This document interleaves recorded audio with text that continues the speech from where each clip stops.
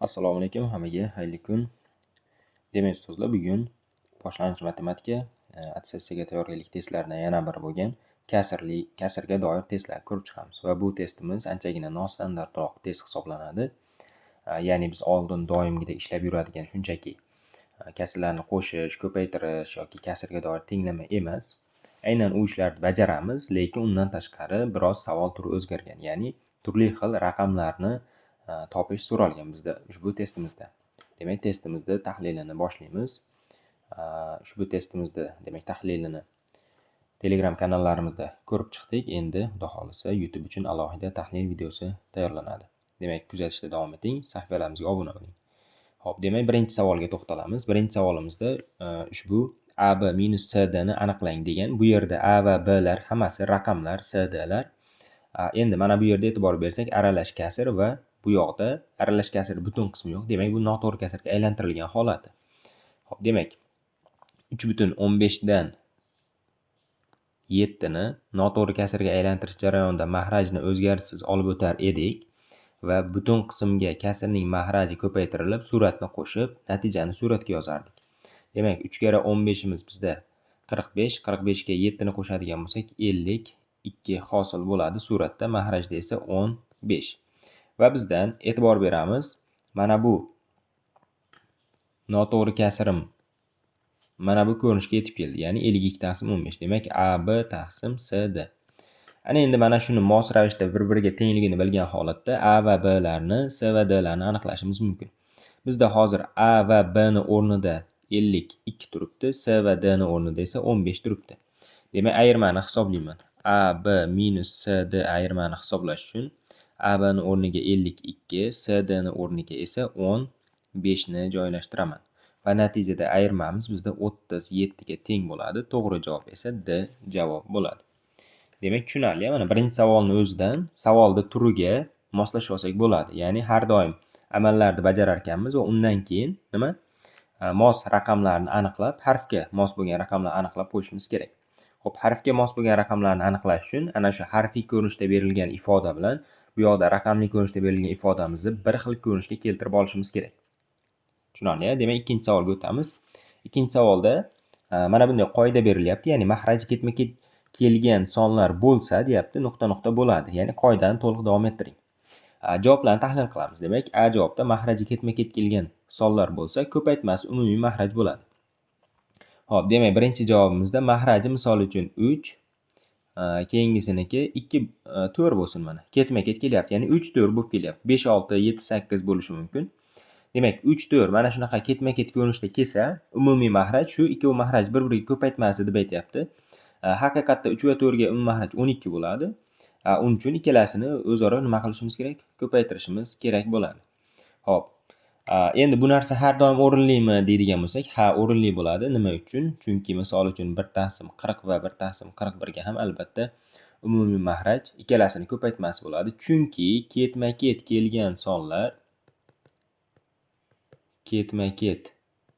kelgan sonlar o'zaro tub bo'ladi. O'zaro tub degani umumiy bo'lish faqat 1. O'zaro tub. Mana ketma-ket kelgan sonlar o'zaro tub bo'ladi. O'zaro tub sonlar esa umumiy bo'lish faqat 1 bo'ladi. Shuning uchun umumiy mahraj tanlab turganda umumiy bo'luvchi yo'q. Shuning uchun ikkalasi o'zi ko'paytirilishi kerak bo'ladi. Endi ikkinchi, demak, hozircha A javobimiz to'g'ri turibdi. B, C, D lar tekshirib qo'yamiz. B da mahraji ketma-ket kelgan sonlar yig'indisi mahraj bo'ladi? Yo'q. Mana 4 bilan 3 ning yig'indisi 7 bo'ladi, mahraj bo'lmaydi. Bu ketdi, xato savol. Javob C. Mahraji ketma-ket kelgan sonlar bo'lsa, bo'linmasi mahraj. Yo'q, bo'linmasi umuman 3 ni 4 ga bo'ladigan bo'lsa, 4 ni 3 ga bo'ladigan bo'lsa, bo'linmaydi ham hattoki. D javobda mahraji ketma-ket kelgan sonlar bo'lsa, ayirmasi mahraj bo'ladi. Yo'q, 4 dan 3 ni ayirsak 1 mahraj bo'lmaydi yoki va hokazo shu ko'rinishda ketishi mumkin.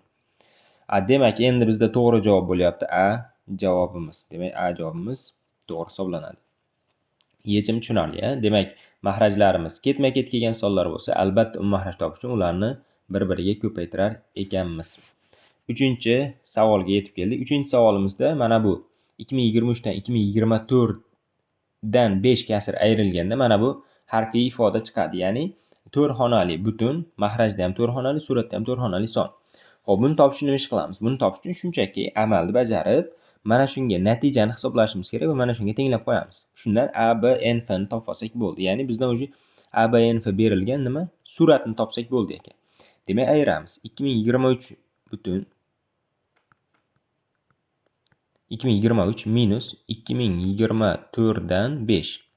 Xo'p, butun sondan kasr sonni ayirganimizda to'g'ridan to'g'ri ayirish mumkin emas, ayirib bo'lmaydi. Mana bu butun sonni parchalaymiz. Ya'ni bitta butun qismini ikkinchi kasrni mahrajga o'xshatib, nima deydi? 1 ga teng bo'lgan kasrga aylantiraman. Ya'ni 2022 butun, mana 2022 butun 2024 dan 2024 qilsam bo'laveradi.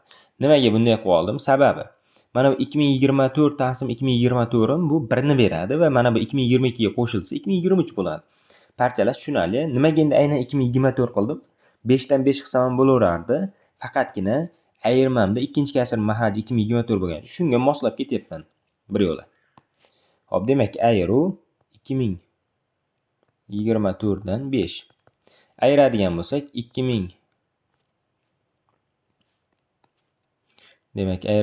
natijamiz 2022 butun 2024 dan 2019 bo'lar ekan.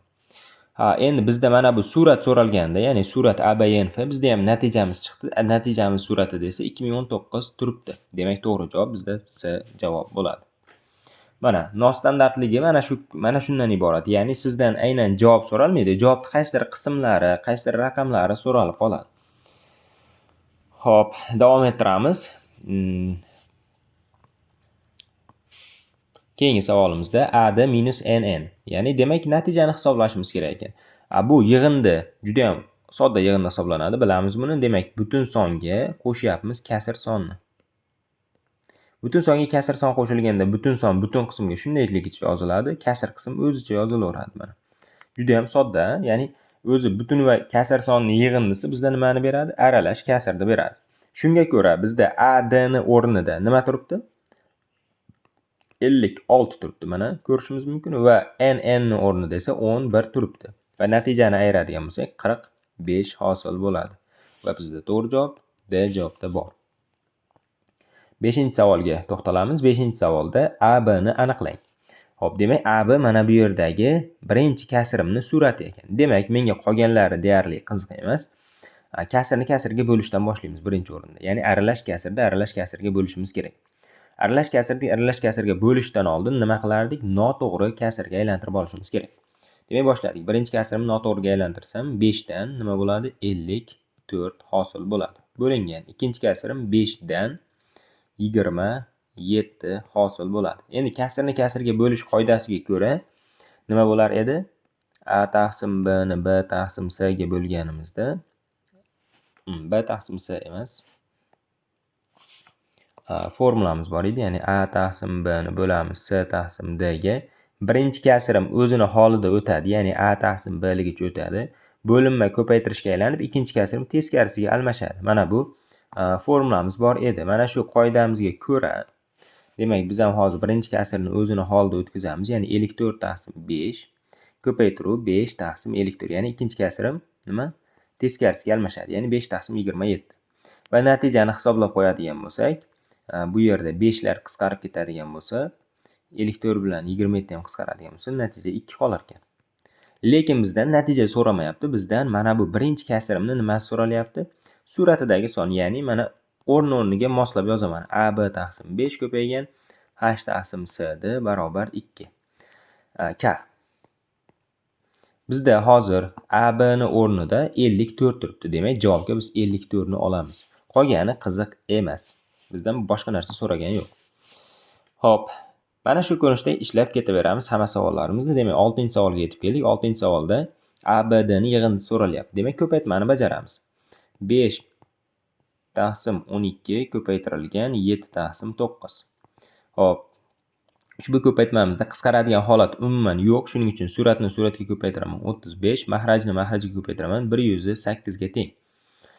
Endi bu nimaga teng ekan? AB taqsim CDN ga teng ekan. Va bizdan ABD. Demak, A ni o'rnida 3, B ni o'rnida 5 va d ni o'rnida esa 0 turibdi. Hisoblasak natija 8 ga teng bo'lar ekan va to'g'ri javob B bo'ladi. 7-savolga to'xtalamiz. 7-savolimizda butun sonni aralash songa ko'paytirganda a, b ko'rinishda son chiqar ekan, ya'ni butun son chiqar ekan va bizdan shuni aksi, ya'ni b, a so'ralmoqda. Demak, ko'paytirishni bajaramiz. 12 ko'paygan. Endi mana buni noto'g'ri kasrga aylantiraman, ya'ni 12 dan 17 hosil bo'ladi. Bu yerda 12 va 12 shunday qisqarib ketadi. Natijada bizda 17 degan son qoladi va bu a, b ga teng. Demak, a 1 ga teng, b 7 ga teng. Endi bizdan b, a so'ralmoqda. B, amiz esa 7, 1, ya'ni 71 ga teng bo'ladi va to'g'ri javob bizda a bo'ladi. Mabodo mana shu yerda shoshib 17 degan javob olinib qoladigan bo'lsa, unda xato bo'ladi. Chunki savolga yaxshilab e'tibor berishimiz kerak. Xo'p, demak, 7-savolimiz nihoyasiga yetdi. Endi 8-savolga to'xtalamiz. 8-savolimizda A-sini aniqlang deyapti va mana bu yerda nima bergan bizga? Amallar ketma-ketligi berilgan. Qo'shish ayirish kelganda bilamiz, har doim ketma-ketlikda bajariladi. Ya'ni birinchi ish, keyin ikkinchi ish ketadi. Lekin bizda hozir boshqacharoq usuldan foydalanamiz. Ya'ni qanday? Mana bu yerda biz birinchi navbatda 55,44 dan 5 dan mana bu 24,44 dan 5 ni ayirib olsam bo'laveradi. Nimaga? Chunki birinchi ayirishni bajarib turib keyin qo'shishga o'tsam, unda nima bo'lmaydi? Noto'g'rilik bo'lmaydi. Ya'ni o'rin almashtirib turib ishlasak bo'laveradi. Hech qanday bir noqulaylik yo'q, noto'g'ri amal bo'lib qolmaydi. Demak, shunday qilamiz. Ana undan keyin qo'shib qo'ysak ham bo'laveradi. Demak, birinchi o'rinda 55,44 dan 5 ayru 24,44 dan 5 qo'shuv 3,91 dan 8 barobar. Buni nima uchun ayiryapman? Chunki mahrajlari bir xil bo'lganligi uchun birinchini ayirib olyapman. Endi ayiradigan bo'lsak 55 dan 24 ni ayiramiz, 31 qoladi. 44 dan 5 ayru 44 dan 5 bu 0 bo'lib ketadi, ya'ni 44 dan 0. Bu degani kasr qismi yo'q bo'lib ketdi degani. Shunchaki bizda nima qolyapti? 31 ni o'zi qoladi. Qo'shilgan 3,91 dan 8. Mana. Endi qo'shadigan bo'lsak bizda 34,91 dan 8 degan javob chiqadi. Mana nima uchun birinchi ayirishda ishladik? Chunki qulay bo'lyapti bizga. Agarda birinchi qo'shishda ishlaganimizda 91 bilan 44 ga mahraj top va hokazo ishni bajar, oxirida yana qisqartirib yuborish kerak bo'ladi. Undan ko'ra mana bu ishimiz anchagina sodda va qulay bo'lar ekan. Ana bizda mana bu 34,91 dan 8 degan sonimiz, aralash sonimiz AB butun CD dan 8 degan songa mos turibdi. Shundan biz AC ni topishimiz kerak ekan. Demak, A ni o'rnida bizda turibdi 3, C ni o'rnida bizda turibdi 9. Demak, AC sonimiz nima bo'lar ekan? 39 bo'lar ekan va bu javob C javobda bor. Tushunarli. Demak, 8-savolimiz C bo'ladi. 9. 9da ham mana bu ayirmani hisoblashimiz kerak mana. Va undan keyin javob bilan moslab A ni aniqlab qo'ysak bo'ldi. Xo'p, ayirmani hisoblashni boshladik. Demak, mana bu ko'paytma birinchi bajariladi, keyin bu ko'paytma, ana undan keyin ushbu ayirma bajarilishi kerak. Endi buni bajarish uchun birinchi o'rinda ko'paytmalarni hisoblayman. Birinchi ko'paytmani hisoblayapman. 4,3 dan 1 ko'paytirilgan 3,3 dan 1. Noto'g'ri kasrga aylantiraman birinchi navbatda. Demak, 3 dan 13 ko'paytirilgan 3 dan 10. Ayru. Birinchini hisoblaylik. Demak, qisqaradigan holati yo'q. 130 taqsim 9 bo'lar ekan mana. Ikkinchi ishimiz, demak, 10,7 dan 2 ko'paytirilgan 9 dan 7 barobar 72 taqsim 7 ko'paytirilgan 7 taqsim 9. Bu bilan bu ketadi. 72 bilan 9 ham ketadi-yu, lekin men qisqartirmoqchi emasman, chunki narigi kasrimning mahraji 9 turibdi. Ayiraman-da, baribir yana uni mahrajiga keltirishga to'g'ri keladi. O'zi tayyor bir xilga aylandi. Demak, 72 taqsim 9 ligicha qolaveradi. Endi birinchi ishni ikkinchi ishda ayiramiz. Demak, 130 taqsim 9 ayru 72 taqsim 9. Natija 9 dan 8 u 5 58 bo'lar ekan. Ana endi 58 taqsim 9 degan bizda nima chiqdi? Noto'g'ri kasr. Endi buni aralash kasrga aylantiramiz. Aralash kasrga aylantiradigan bo'lsak, 6,9 dan 4 hosil bo'ladi. Ya'ni 58 9 ga bo'laman. Butun qism to'liqsiz bo'linma 6, qoldiq esa 4 chiqadi. Har doim qoldiqni suratga yozib qo'yamiz. Bizdan A so'ralgan, A ni o'rnida bizda mana 6 degan son turibdi va to'g'ri javob B javob bo'ladi. Keyingi savolga to'xtalamiz. Demak, 10-savolimiz. AC ni toping. 280 ko'paytirilgan 1,14 dan 1 ABC ga teng son chiqarkan. Demak, ko'paytmani bajaramiz. 280 ko'paytirilgan noto'g'ri kasrga aylantiramiz, ya'ni 14 dan 15 hosil bo'ladi. 280 va 14 ni qisqartiramiz 14 ga. Bu yerda 1, bu yerda esa 20 qoladi. 20 ni 15 ga ko'paytirsak 300. Endi A ni o'rnida 3, B ni o'rnida 0, C ni o'rnida 0. Bizdan AC so'ralyapti. Demak, AC barobar 30 degan songa teng bo'ladi va to'g'ri javobimiz D javob bo'ladi. Keyingi savolimiz BC ko'paytirilgan D ni aniqlang. Demak, bo'linma turibdi. Bu bo'linmani bajarishimiz kerak. 13 taqsim 36 bo'luv 26 ni ham tagiga 1 berib, ya'ni mahrajiga 1 berib kasrga o'tkazamiz. Nimaga? Chunki ikkinchi kasr o'rni almashish kerak edi, surat va mahraj. Demak, birinchi kasrimizni o'zini holida olib o'tamiz. Ko'paytirilgan 1 taqsim 26. Endi qisqaradigan holat 13 va 26 qisqaradi. Bu yerda 2, 36 ning ikkitasi 72 dan 1 ko'rinishda nima qolar ekan? Son qolar ekan va bu D taqsim BC ga teng. Bizdan so'ralyapti BC ni D ga ko'paytmasi. BC 72, D esa 1. Ko'paytmasi 72 qoladi. To'g'ri javob 72 B javob. Yechilishi tushunarli. 12-savolga to'xtalamiz. 12-savolimizda aytayaptiki, mana bu ayirma ekan. Xo'p, ayirmamning natijasi chiqyapti va bizdan D, C, B ni aniqlang deyapti. Xo'p, boshladik aniqlashni. Demak, 25,55 dan 1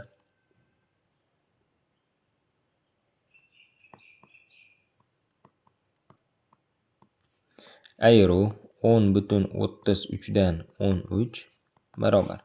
Birinchi o'rinda bularga umumiy mahraj keltiramiz. Ya'ni 55 va 33 ga 165 mahraj bo'lar ekan.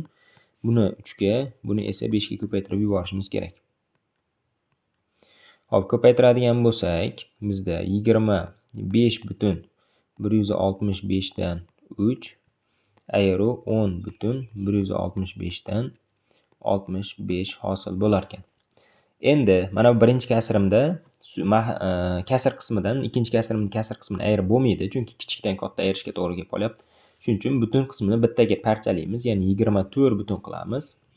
165 dan mana shunaqa holat bo'lganda butun qismni bittaga kamaytirib kasrga berib yuboryapmizmi? Ana shu yerda kasrni mahrajini ham bir marta suratga qo'shib qo'yamiz, ya'ni 168 bo'ladi. Mana shu kamaygani hisobiga bu mana shu ko'rinishga keldi.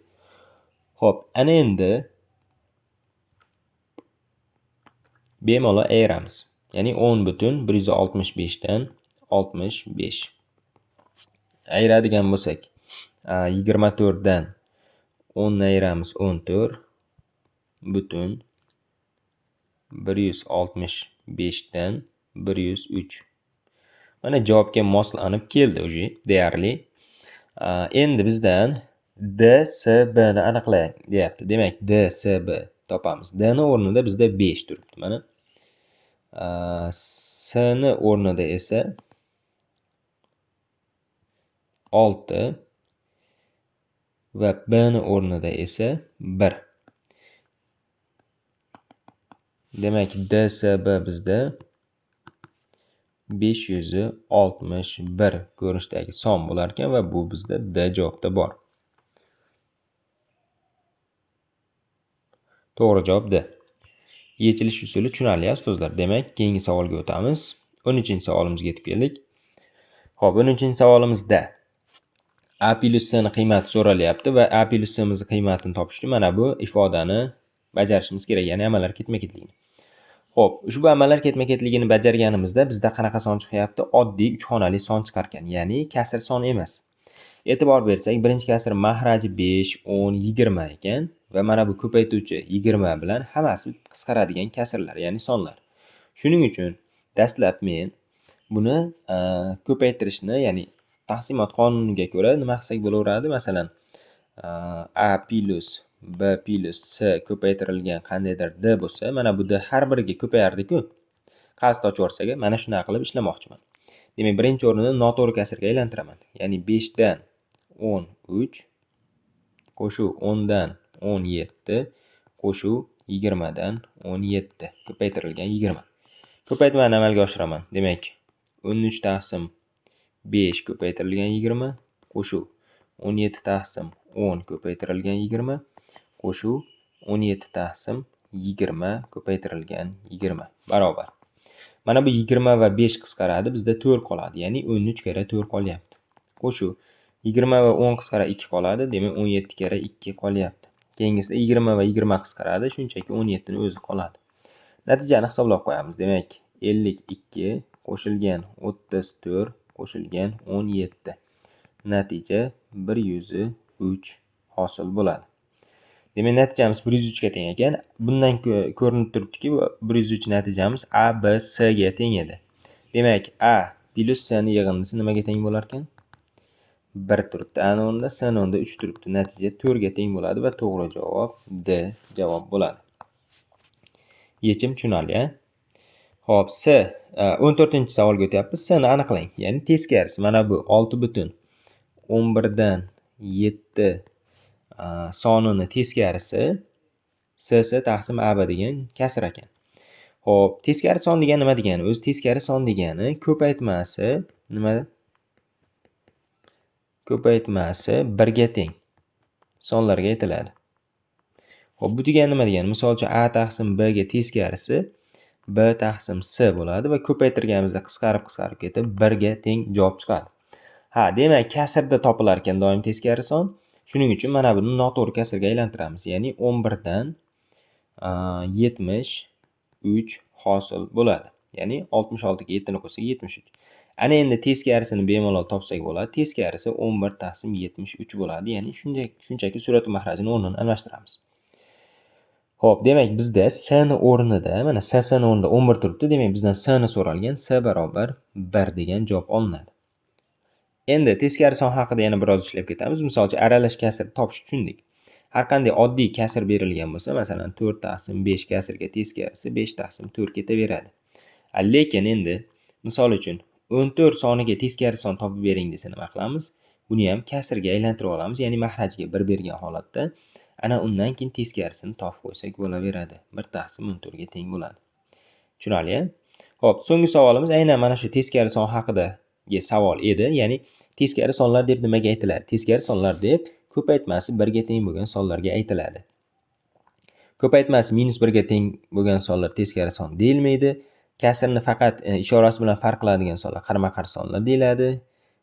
Bu ham noto'g'ri hisoblanadi. Endi ko'paytmasi 0 ga teng bo'lgan sonlar yo'q, bu ham noto'g'ri. Demak, to'g'ri javob o'z-o'zidan, demak, ko'paytmasi 1 ga teng bo'lgan sonlarga teskari sonlar deb aytiladi. Haqiqatda mana har bitta sonim, masalan 14 taqsim 1. Shu bilan uning teskarisi 1 taqsim 14 ni ko'paytirsam, nima bo'ladi? 1 chiqadi. Chunki 14 lar qisqarib ketadi. Yoki mana bu 4 taqsim 5 kasrim bilan 5 taqsim 4, ya'ni teskarisini ko'paytirsam, qisqarib ketib 1 chiqaveradi har doim. Demak, qoidani mana shu ko'rinishda yodlab qolsak ham bo'ladi. Xo'p, demak, 15 talik nostandart testlarimiz tahlili mana shulardan iborat edi, ustozlar. Sog' bo'linglar, salomat bo'linglar. Keyingi darslarda ko'rishguncha.